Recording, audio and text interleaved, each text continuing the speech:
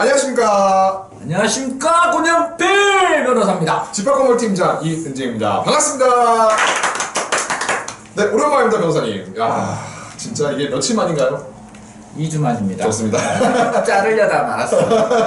지난 시간에는 우리가 저당권 설정 청구에 대해서 우리가 변호사님이랑 같이 한번 건설에 대해서 한번 알아봤어요. 그래서 오늘은 하도급 관계에 있어서 법률적 쟁점에 대해서 좀 질의를 드리려고 하는데요. 준비되셨습니까? 준비! 좋습니다. 자, 변호사님, 원사업자, 그러니까 도급업자랑 수급사업자가 대등한 지위에서 상호 보완을 하면서 균형 있게 발전할 수 있도록 만든 게 하도급법이 제정되었잖아요. 네. 그렇다면 이러한 하도급법이 원도급 관계에서도 적용이 되는 건가요? 네. 이게 이제 법의 명칭 때문에 이런 의문이 발생을 하죠. 네. 그렇죠? 왜냐하면 발주자, 도급인, 하도급인, 뭐 그렇게 할 수도 있고, 그렇죠. 하수급인, 그리고 뭐 원사업자, 도급인, 수급인, 하수급인, 뭐 이런 식으로 돼가지고, 그러면 이런 2단계에 있었던 그 수급인과 하수급인과의 관계에서만 이 하도급법이 적용되느냐? 그건 아니고, 사실 이제 영세한 사업자를 위해서 적용되는 법이기 때문에 원사업자와의 관계에서도 적용이 된다라는 거예요. 중요한 것은 이 단계의 문제가 아니라 이 원사업자하고, 그러니까 일을 맡긴 회사와 일을 수급한 회사의 규모 등을 고려해서 하도급법에 이 적용 기준에 대해서 정확히 나와 있거든요. 그렇기 때문에 적용 기준에 맞다면 적용이 되는 것이지 이 단계 때문에 적용이 되고 안 되고 그런 문제는 아니다 라는 것입니다. 하도급법에 되게 적용이 되어 있네요. 그렇죠? 네, 그렇습니다. 그런 거를 좀 살펴보시면 될 것 같고요.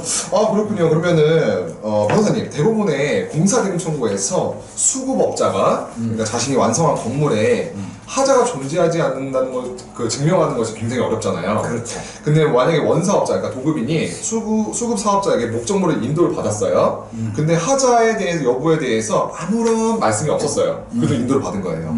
그리고 나서 이후에 이거를 하자를 발생했을 때 주장을 할 수 있는지에 대해서 좀 궁금하거든요. 그러니까 이것에 대해서 하자 여부가 하자가 없다. 그러니까 공사대금 청구를 하는 거겠죠? 수급인은 공사대금을 청구를 하는데 도급인 입장에서 야, 하자가 너무 많아 라고 이제 주장을 할 거 아니에요? 그러면서 공사대금을 일부 깎으려고 그러는데 하도급법에는 이 건물을 인도하고 나서 10일 이내에 도급인이 하자와 관련해서 뭔가 조치를 취하지 않았다. 그러니까 통지를 하지 않았다고 한다면 공사대금 청구에 대해서 어느 정도 항변 같은 것은 제한적으로 그러니까 처음에 공사대금 청구에 대해서 야, 하자가 있어 라고 하기에는 법률적으로 이제 문제가 발생한다라는 것입니다.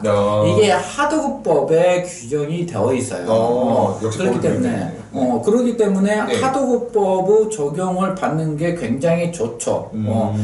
여하튼 건물을 인도하고 10일 이내에 도급인이 이 하자 여부에 대해서 통지를 하지 않았다면 그 불이익은 도급인한테 가는 것이지 수급인은 공사대금 청구에 어느 정도 영향을 받지는 않는다 라는 것입니다. 좀 유사하게 보면은 뭐 하자 제척기간 같은 그런 느낌이네요. 그런 부분도 있죠. 그런 부분도 있는데 이제 일반적으로 제척기간은 하자 발생이고 그 발생에 대해서 청구를 했느냐 여부고 이런 부분은 이제 그런 것과 약간 다르게 도급인의 기본적인 의무를 부담을 시킨 것이었습니다. 역시 명쾌한 답변 너무너무 감사드립니다. 명쾌한가요? 네, 정말 명쾌했고요. 제가 이렇게 조금 추가 질문을 드렸는데도 술술 나오시는 거 보니 역시 이 벽면에서 전문가가 아니신가 라고 한번 제가 아부를 한번 해봤습니다. 좋습니다.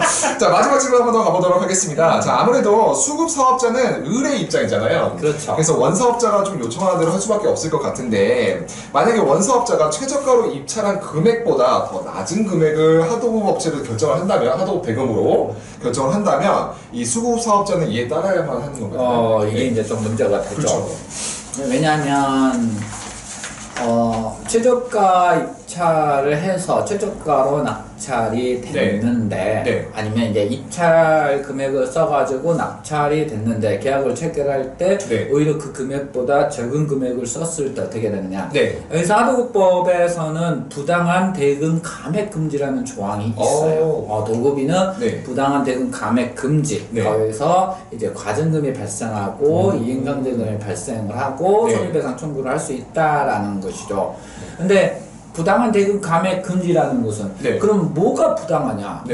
뭐 부당한 내용이 뭐야? 그냥 가격 협상하면서 좀 줄일 수도 있잖아. 그렇죠. 라고 말할 수 있어서 하도급법에 이런 예시를 둔 겁니다. 그러니까 입찰해서 낙찰이 됐어. 낙찰 그러면 네가 그 금액을 일단 인정한 거 아니야. 거기서 계약을 체결할 때 더 낮추는 것은 너의 지위를 이용해서 부당하게 감액을 시킨 것이기 때문에 이건 문제가 있어라고 말을 한 겁니다. 아 그럼 아예 법은 명시되어 있기 때문에 그걸 뭐그 의무적으로 할 수밖에 없는 상황이네요. 그렇죠, 그렇죠. 물론 그 법에는 정당한 이유 없이라고 표현을 하고 있어서 약간은 재량적 판단의 여지는 남겨두고 있지만 그 정당한 이유에 대해서 법원은 굉장히 엄격하게 판단을 합니다. 왜냐하면 하도급법 주체는 하도급법의 취지 자체는 수급인, 하수급인을 보호하기 위해서 만들어진 법이기 때문에 그렇습니다. 역시 장치가 다 마련되어 있네요. 그렇습니다. 좋습니다. 자 오늘은 그 하도급 관계, 그러니까 건설에서 하도급 관계에 관련된 쟁점들을 좀 살펴봤는데요.